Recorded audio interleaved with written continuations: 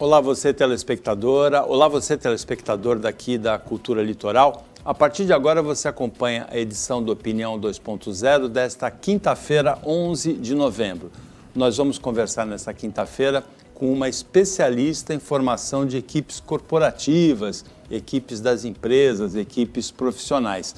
Ela é a psicóloga Daniela Tessler, formada pela PUC de São Paulo, pós-graduada em Recursos Humanos pela Fundação Getúlio Vargas.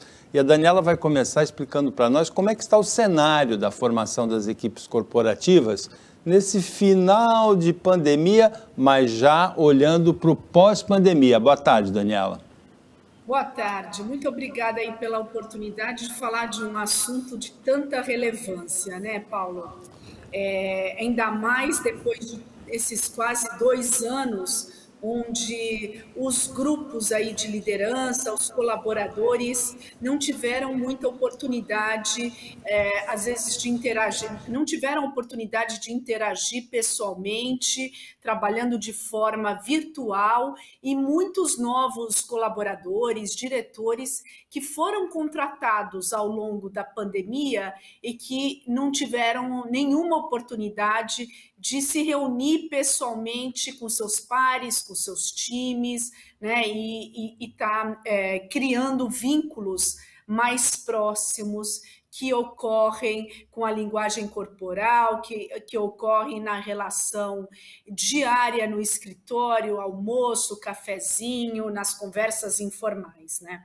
Então, se antes já era difícil transformar grupos em equipes, em times, o que diríamos depois desse 1 ano e meio, quase 2 anos, trabalhando de forma 100% remota. Você comentou, né, sobre agora o pós-pandemia, o retorno.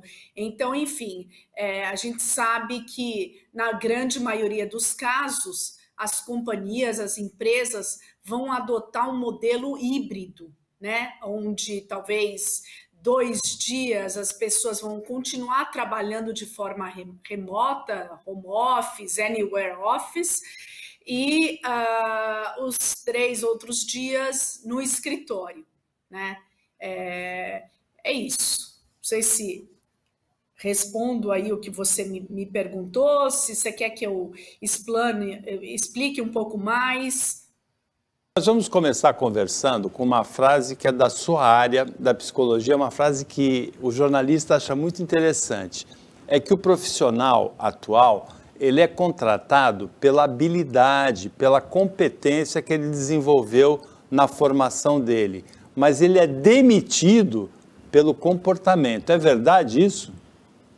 Muito real isso. Inclusive, a forma de selecionar é muito mais difícil. Você selecionar por atitude, entender se a pessoa tem a atitude correta para funcionar na cultura organizacional, dentro daquela determinada empresa, do que avaliar conhecimentos e habilidades, né? Conhecimentos e habilidades você pode treinar. Agora, você não treina a pessoa a ter uma atitude proativa, a uma atitude ética, a uma atitude positiva, que são aí fundamentais para o sucesso dentro de uma organização, respeitando os seus valores e cultura organizacional. Mas isso que você falou é muito real, né?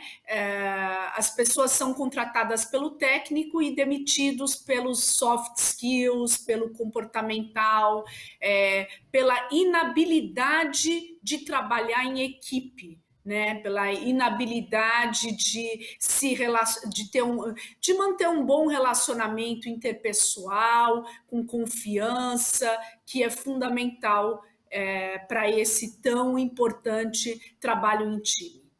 Hoje em dia, nós olhamos nas redes sociais as pessoas, mas também as empresas, serem canceladas por causa de comportamento de seus funcionários. Isso tem acontecido várias vezes. Aconteceu um caso no Rio de Janeiro, né, de uma empresa em que o funcionário foi abordado como sendo um criminoso e não era, a empresa sofreu as represálias nas redes sociais, era um negro, né, um professor, a namorada dele era a professora de um curso de balé, foi demitida, o curso recebeu represálias nas redes sociais por isso. As empresas adotaram a ética na forma de compliance. Essa ética atual, os valores atuais, eles estão em desacordo no Brasil com uma tendência conservadora que traz de volta o preconceito contra o homossexualismo, a homofobia e outros valores deturpados, assim, antigos, mas que não estão os valores evoluíram, o compliance das empresas evoluiu junto com essa evolução social ou ainda tem o resquício que está no poder no Brasil de um certo preconceito? O que eu diria é o seguinte, que nós estamos avançando muito nesse sentido, né? Então, nunca se falou tanto sobre diversidade e principalmente inclusão, que é mais difícil, né? Diversidade, eu costumo falar, é convidar para a festa, e incluir é convidar para dançar. Então, assim, as empresas se atentaram para a importância de ter pessoas negras, homossexuais, qualquer preferência sexual, seja ela qual for, e acolher todas as minorias. A gente está num processo evolutivo. Dizer que estamos 100%, eu não acredito, até porque isso vai ser obtido à medida que a gente vai desmistificando.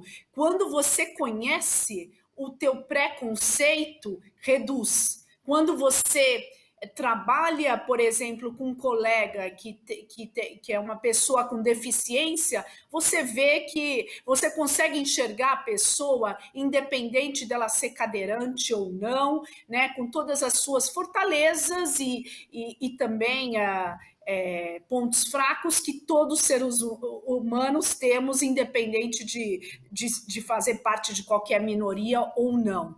Então, eu acho que a convivência, esse esforço das empresas, de programas de contratação de negros, de minorias, de mulheres na liderança, de profissionais acima de 50 anos, e todas essas questões são um movimento extremamente positivo, muito também porque elas precisam ter dentro da sua força de trabalho, dentro do seu rol de colaboradores, uma representatividade da sociedade na qual elas estão inseridas e principalmente em relação ao seu mercado consumidor, né? Então isso já se tornou algo assim fundamental. Não existe a possibilidade de não se atentar para a importância de ter diversidade e de incluí-las. Agora, é um processo, as pessoas estão aprendendo,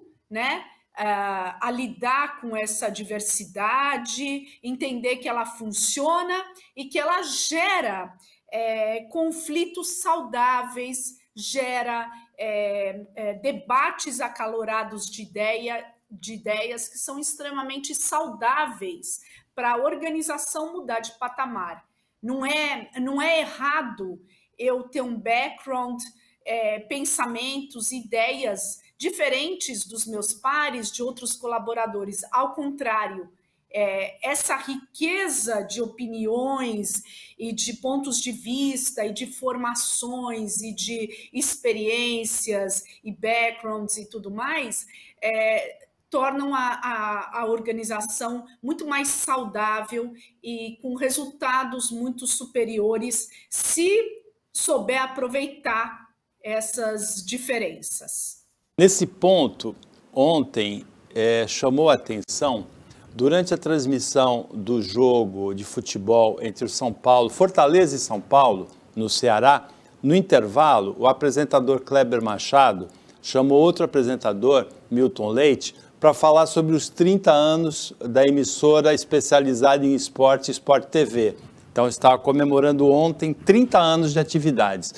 E o Milton Leite, ele chamou muito atenção para isso, para que nesse momento, aos 30 anos, o Sport TV tem mulheres invadindo campos de profissionais que eram exclusivos dos homens, a narração de competições esportivas, especialmente futebol, comentarista do jogo, comentarista de arbitragem, a contratação de vários profissionais negros. Ele chamou atenção para isso. É muito importante isso nesse momento?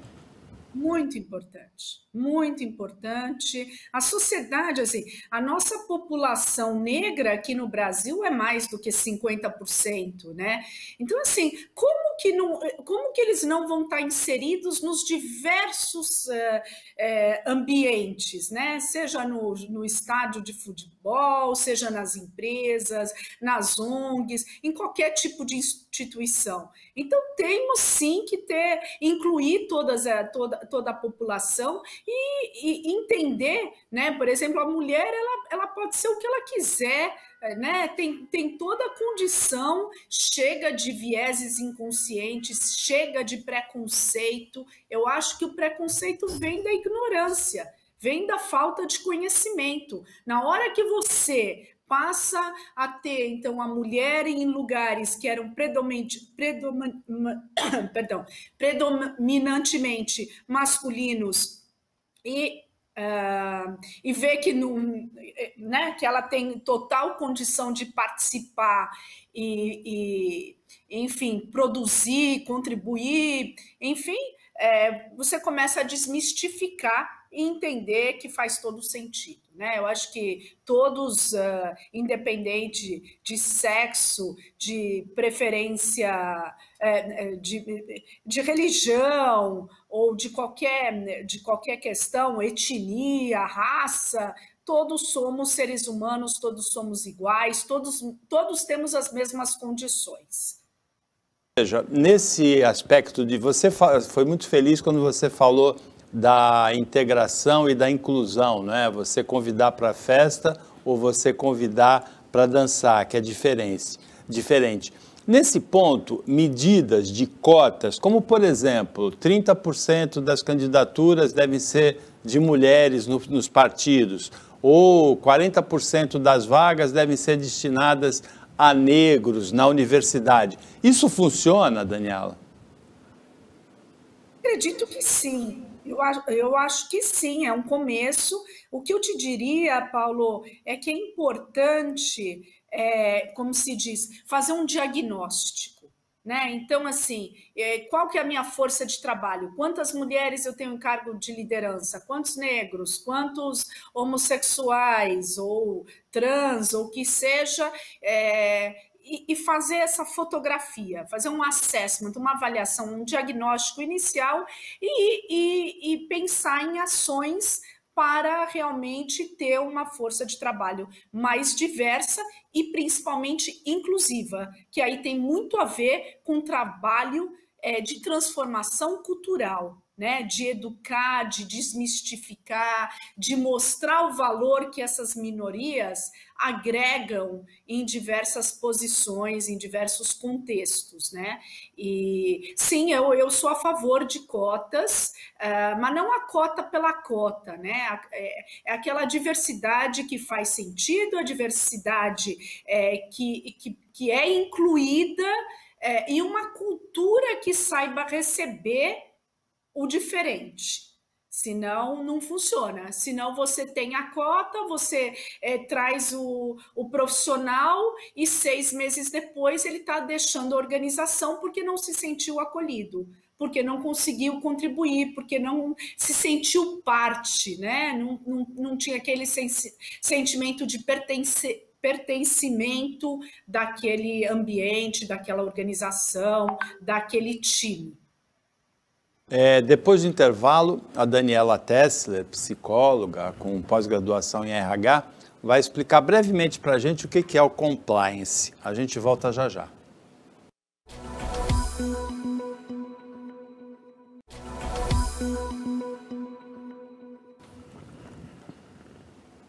Voltando com a Opinião 2.0 desta quinta-feira, que tem como convidada a psicóloga Daniela Tessler, da PUC de São Paulo, pós-graduada em Recursos Humanos, RH, pela Fundação Getúlio Vargas. Daniela, explica para a gente rapidamente o que é o compliance.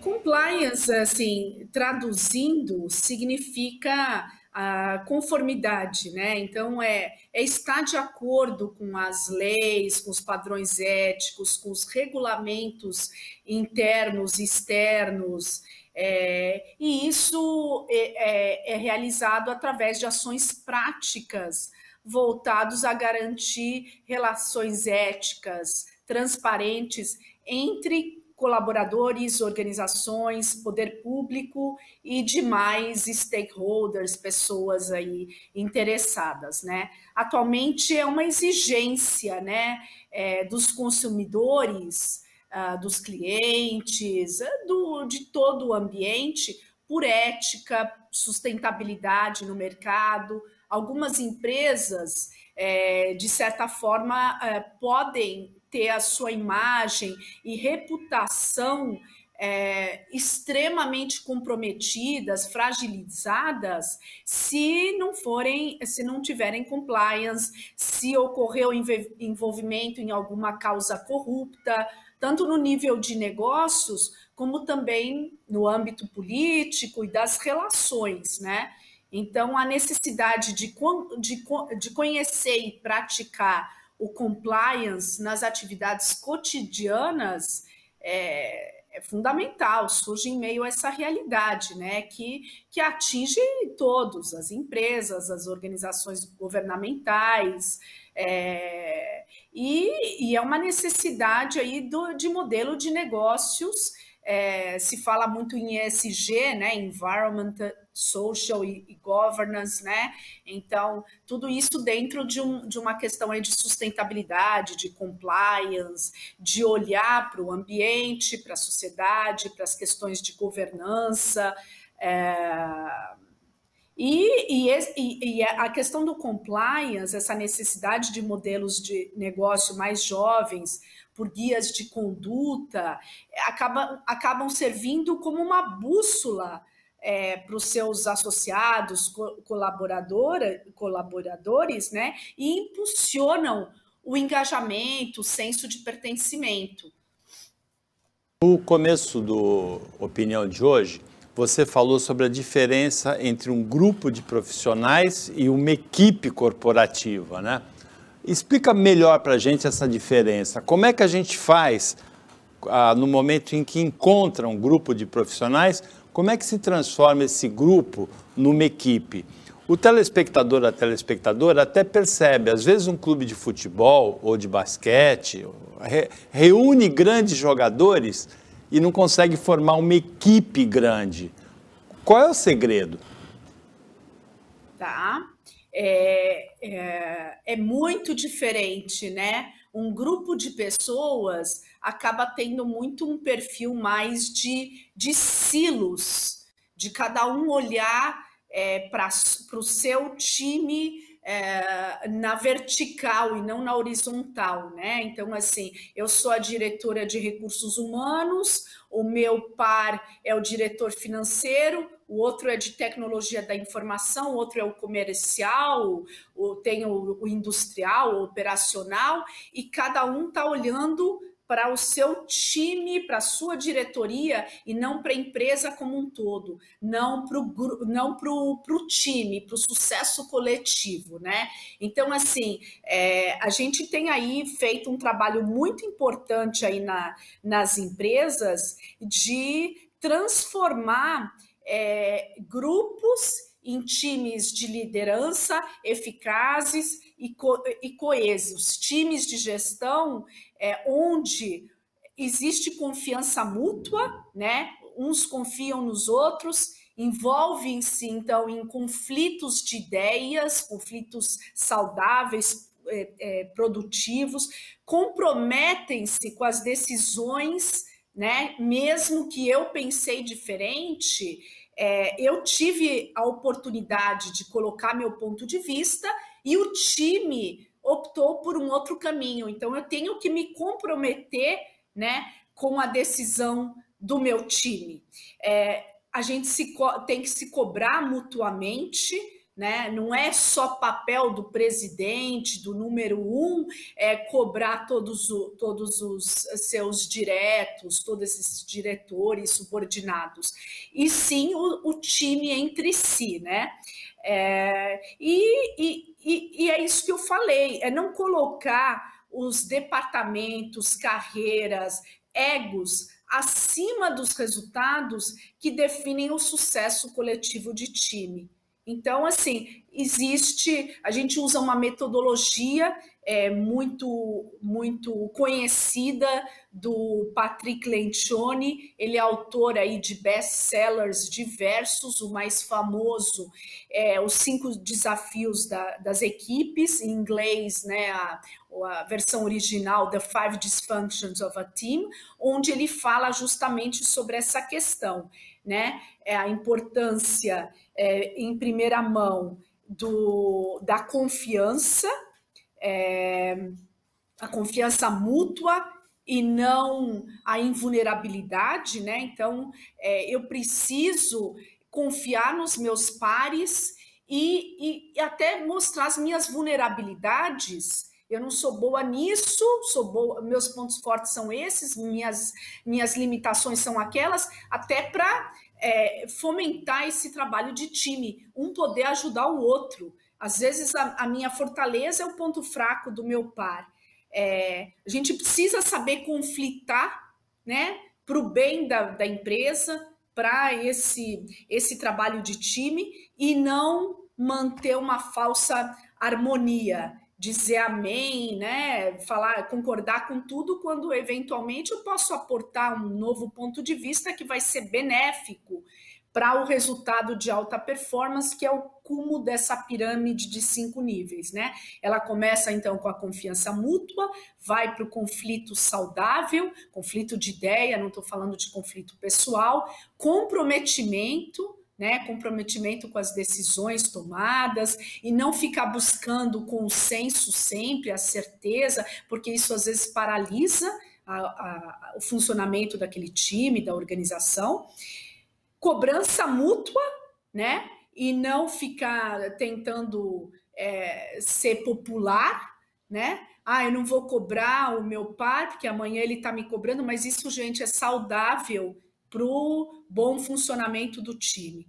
E compromisso com resultados, né, coletivos do grupo, e não o foco no meu status, na minha carreira, no individualismo, né? E a gente tem feito muito esse papel de ajudar cada líder e os executivos a realizarem essa transição individual ao modo funcional de trabalho em equipe, fazendo um diagnóstico dessas questões. Essa é a especialidade, essa é a função, a atividade da empresa da qual você é sócia, a Odgers Berndtson. A Odgers Berndtson é uma das maiores consultorias de contratação de executivos do mundo.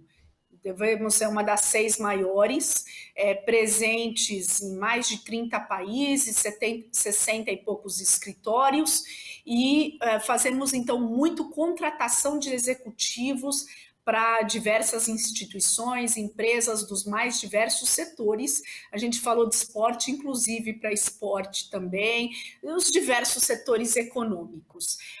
Isso é uma das principais atividades da Odgers Berndtson.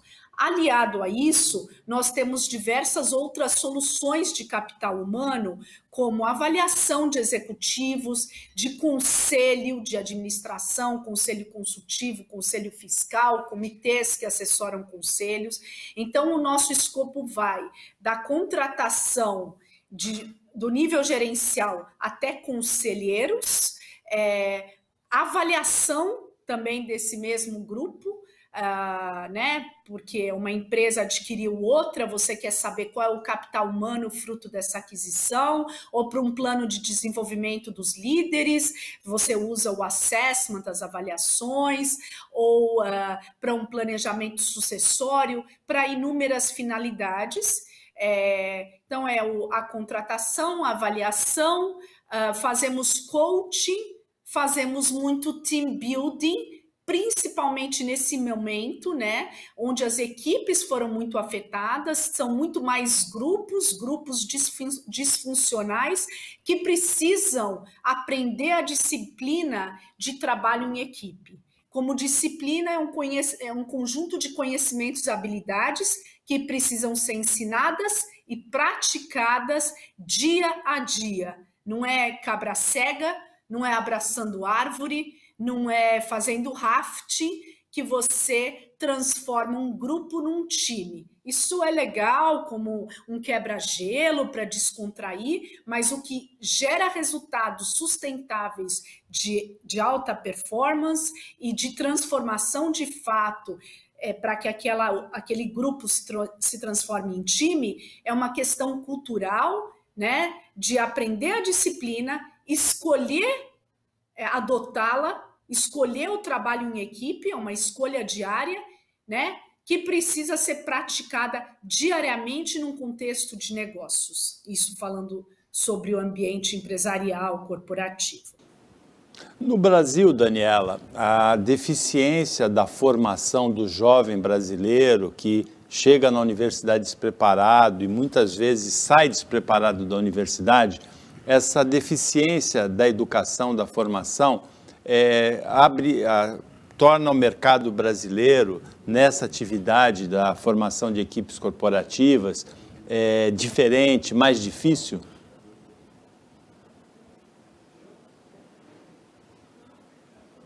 A principal questão, né? Porque aí talvez você está pegando um pouco mais do ponto de vista técnico, né? O que eu diria é o seguinte: ninguém nos ensina a trabalhar em equipe. Se a gente for pensar, por exemplo, no ambiente familiar, nossos pais nos ensinam que nós temos que ser amiguinhos dos nossos irmãos, que a gente não pode discordar. Então, talvez não fomentem, né, os valores que proporcionam esse trabalho de time, que é muitas vezes sim ter opiniões diferentes e chegar no melhor, né, de saber fazer um debate bom de ideias, de pontos de vista. Então, no ambiente familiar não nos é ensinado. Quando a gente vai para o ambiente acadêmico,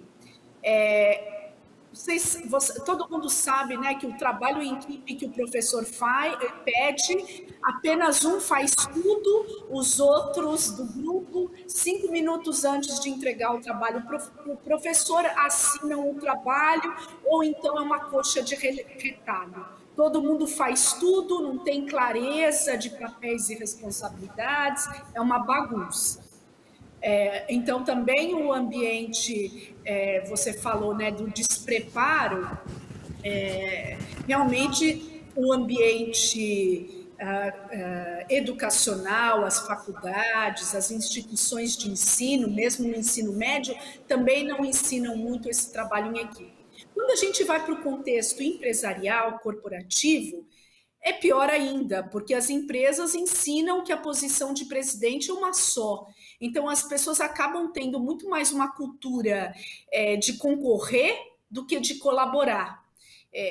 A sucessão daquele diretor é uma pessoa só, então eu tenho que ser melhor do que meus pares, eu tenho que me sobressair, e não necessariamente as pessoas são motivadas, ensinadas a trabalhar em equipe. Outra questão que ocorre nas empresas é a forma de compensar, de remunerar os seus colaboradores. Se você remunerar apenas pelas tuas entregas do teu departamento, da tua diretoria, da tua área, você não fomenta o trabalho em time. Agora, se você pensar em resultado coletivo, né? O quanto a empresa aumentou a sua lucratividade, o seu faturamento, aumentou o market share, seja lá quais forem os principais indicadores de resultados daquela companhia, se eles forem resultados coletivos e você remunerar a partir daí,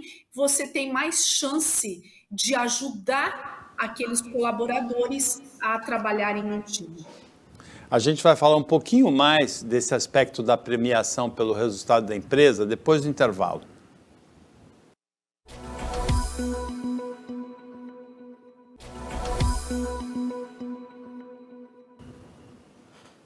Voltando para o último bloco do Opinião 2.0 desta quinta-feira, que recebe como convidada a psicóloga Daniela Tessler, também pós-graduada em Recursos Humanos pela FGV.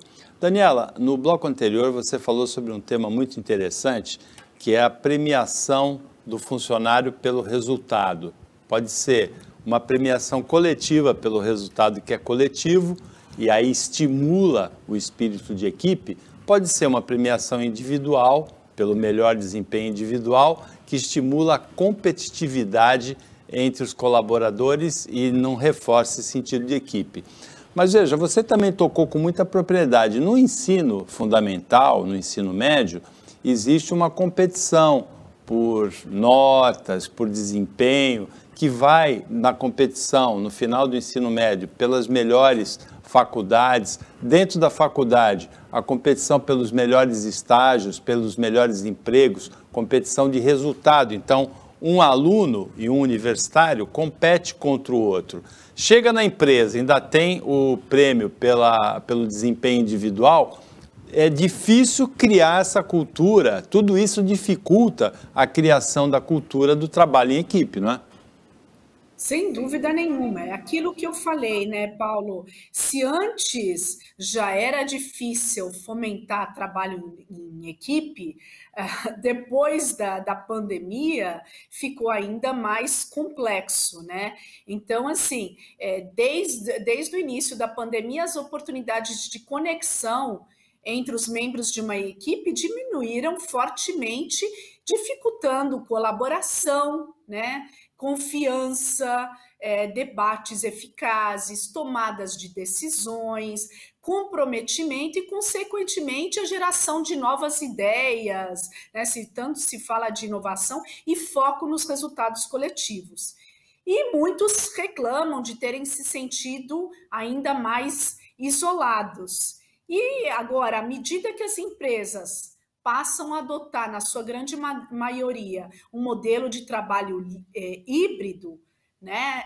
Os líderes e colaboradores vão precisar desenvolver novas formas de permanecerem conectados, fortalecendo esse senso de pertencimento e cultivando o trabalho em equipe. Mas como você colocou agora, e a gente já falou também a respeito, é toda uma questão muito de cultura, né? É a cultura que vai propiciar ou não esse trabalho em equipe. E aí, tudo tem que convergir nesse sentido. Como a gente falou, a forma de remunerar, a forma, na hora que você vai contratar, lá no início do processo, né? Desde você trazer um novo colaborador, você tem que ter todo o cuidado de que ele também acredita que trabalho em equipe traz resultados superiores, de muito mais alto desempenho, de mais alta performance, do que o trabalho individual, né? Tem aquela frase, uma andorinha não faz verão, né? Então, eu acho que assim, você ganha o jogo, talvez, mas você não ganha o campeonato se você não trabalhar em time. Então, você tem que cuidar que os colaboradores também acreditem nisso, né? Na hora de trazer pessoas novas para o grupo, para a empresa.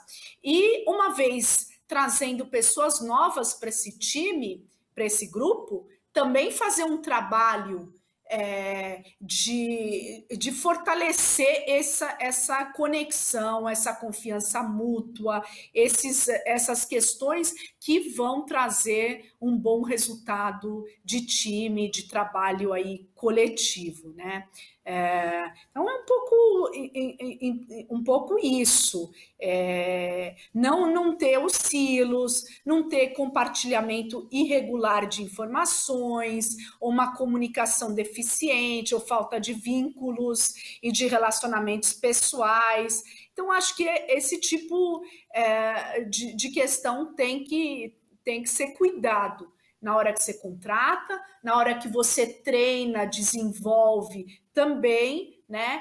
sobre valores, sobre a cultura daquela empresa que valoriza muito o trabalho em time, com uma força de trabalho diversa, inclusiva, né? É isso que você tem que, diariamente, esses comportamentos têm que estar sendo principalmente passados pelos líderes, que servem muito de modelo para todos os colaboradores, né? Isso vai sendo cascateado e eu entendo que é aquilo que é importante para eu funcionar naquele time, né? E a confiança é base, né? É o pilar, é a pré-condição para o sucesso da equipe. E Agora, aí, Daniela, perdão, pode falar. vamos pensar um pouquinho no dono de empresa ou no gerente de empresa que está fazendo uma reflexão nesse momento, acompanhando a opinião e pensando assim, eu preciso trabalhar com o espírito de equipe, eu preciso implantar o espírito de equipe na empresa que eu dirijo ou na empresa da qual eu sou proprietário. Vamos pensar um pouquinho no perfil do profissional que ele vai contratar. Tem alguns cursos que já predispõem o profissional mais ao trabalho de equipe? Por exemplo, o curso de psicologia, de alguém que entende esse processo, a administração de empresas. O santo de casa não faz milagre, Daniela? Isso tem a ver com a formação, com o curso. Tem muito mais a ver com o que nós falamos, atitude, né? A pessoa realmente ter isso como um valor, acreditar que é importante a inclusão, que é importante um bom relacionamento interpessoal, trabalhar, né, ter capacidade de trabalho em equipe para ter resultados melhores, né? E a questão, a nossa experiência demonstrou, né, que a transformação de grupos de liderança em times eficazes é uma disciplina. Então, assim, onde que essa pessoa vai aprender? É no dia a dia, é praticando. É um conjunto de práticas e técnicas que não é a psicologia, nem a engenharia, nem a administração, nem a economia, ou qualquer curso que seja que vai trazer, mas é muito mais a pessoa ter aquilo como um valor e trabalhar numa empresa que também tem isso como valor, porque entende que isso vai trazer um resultado muito melhor para a sua organização. Né? Às vezes a empresa não está tendo bons resultados financeiros, aí ela vai olhar como que eu posso reduzir despesas, né? Reduzir custos, como eu posso aumentar receitas, será que a minha estratégia de marketing está correta? Será que eu deveria lançar um novo produto, um novo serviço? Começa a rever uma série de estratégias de negócio e não olha o principal, que é o seu capital humano. Esse grupo é grupo ou é time? Joga junto? Tem clareza organizacional? Está todo mundo alinhado em relação a um objetivo comum ou está cada um indo para um canto?